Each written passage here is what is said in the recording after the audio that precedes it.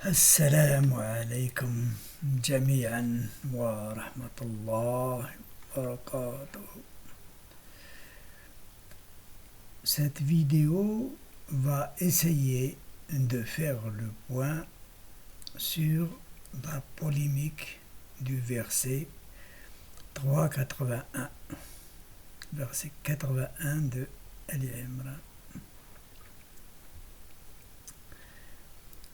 Au sein de la troisième sourate du Coran, le passage 381-84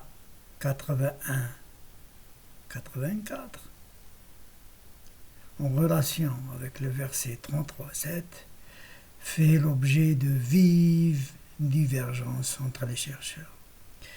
Et nous allons simplement essayer de faire le point sur cette polémique qui a pris racine entre les grands groupes religieux. D'abord, je présente un canevas du chapitre 3 du Coran. Vous allez voir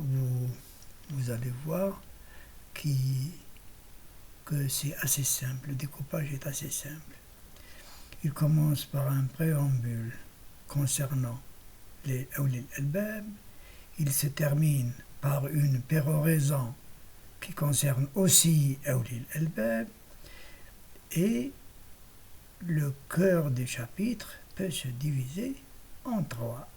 Il y a les notions primordiales, il y a un autre paragraphe assez compliqué, c'est l'invitation au hanifisme et le message du pacte, et il y a un autre paragraphe plus simple qui contient des commandements.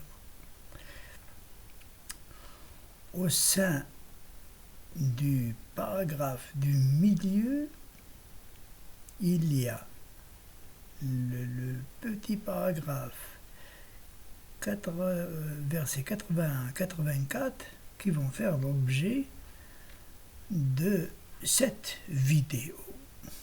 Voilà, vous pouvez lire à l'écran l'ensemble de ces versets, de ces 4 versets en arabe et une traduction en français. Bon, Dieu a fait prendre un engagement au prophète. Premièrement, les chercheurs se posent la question: est-ce que notre prophète, Mohammed alayhi salam, fait-il partie? Naturellement, vous allez me dire naturellement. Ensuite, un messager viendra confirmer toutes les écritures existantes.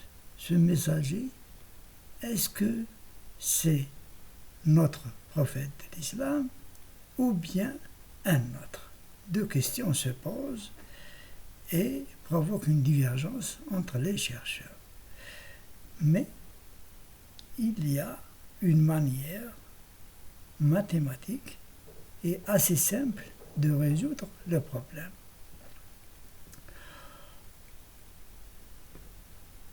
Voilà, je vous présente cette méthode que j'ai mise moi-même au point. On considère deux ensembles. L'ensemble des prophètes, du verset 381, l'ensemble des prophètes. On l'appelle A. Ensuite, on considère l'ensemble singleton qui est le messager qui viendra. On l'appellera B. B. Et on considère toutes les combinaisons. Le prophète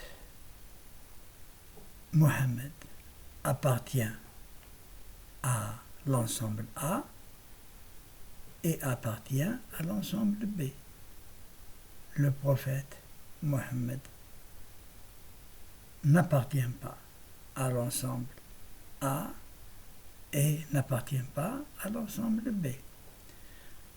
Ensuite, le prophète de l'islam appartient à A et n'appartient pas à B. Et enfin, il n'appartient pas à A, il appartient à B. Toutes les combinaisons possibles.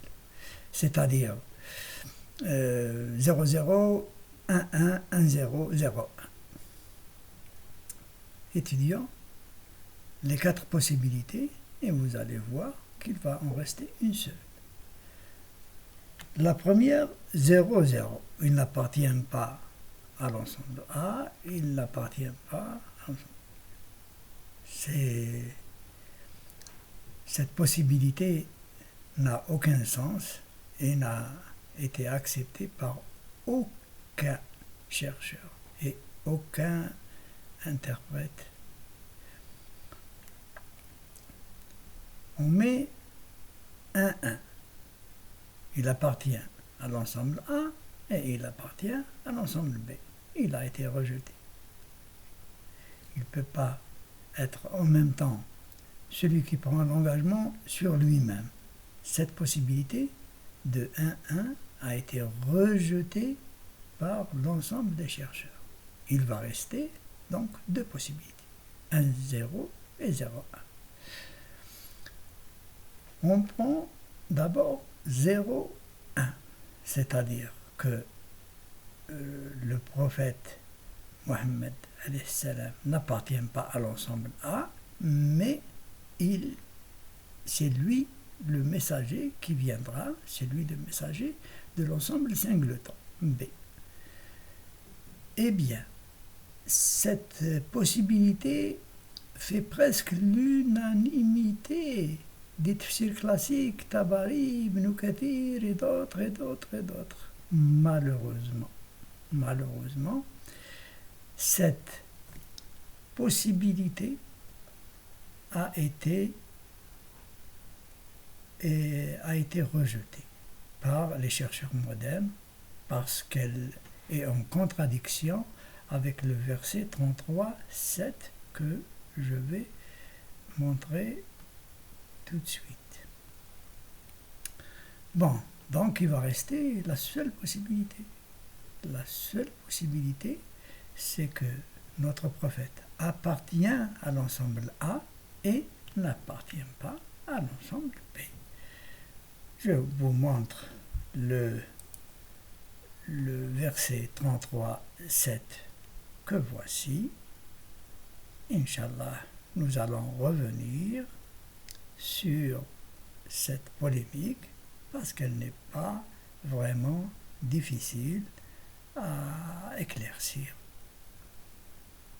Et cette vidéo peut être considérée comme une introduction à ce sujet délicat, vraiment épineux, et Inch'Allah, nous reviendrons.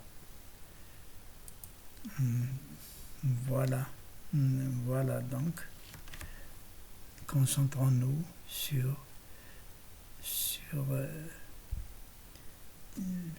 verset 3,81. Dieu a fait prendre un engagement aux prophètes, à tous les prophètes, ce qui est confirmé par le verset 33,7. Et ces prophètes ont pris un engagement pour soutenir un messager qui viendra confirmer les Écritures. Et les prophètes sont tous tombés d'accord pour soutenir ce messager. Mais bien sûr, les chercheurs sont libres de supposer que ce messager n'est pas humain, que ce messager qui viendra, c'est le Coran, c'est le messager. Et je vous invite donc à débattre ce problème. Si vous êtes chercheur et que cette méthode mathématique vous intéresse, je vous prie de mettre un commentaire pour qu'on puisse continuer à débattre. Si au contraire ce sujet ne vous intéresse pas, je vous dis salam alaikum jami'an. wa rahmatullahi wa barakatuh.